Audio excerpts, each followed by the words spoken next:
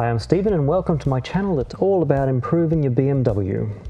In today's super quick video we look at how you reset a service item in your E90.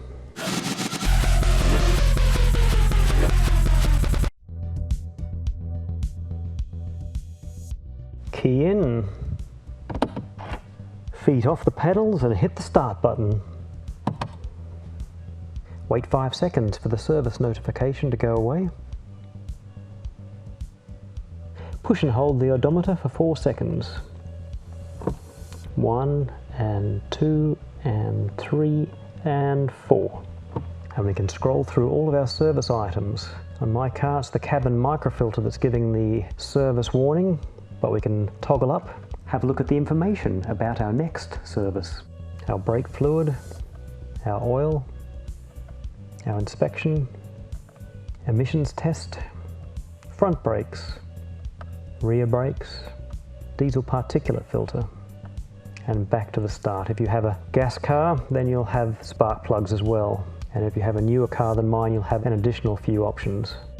So once we've decided to make a change, let's start with, for example, let's see if we can change something that isn't quite due. So for example, we'll go to oil change. And if we press the BC button on the stalk, it gives us the option to reset. So press and hold, and the little timer comes up. And you can see it's reset there to 30,000. I don't leave that long between oil changes, so I'll change it anyway before then. Let's toggle up a few more. And let's go to my service item that's giving the warning, which is the cabin microfilter. Now for some reason I forgot to reset this, so we'll press once on the BC and then press and hold.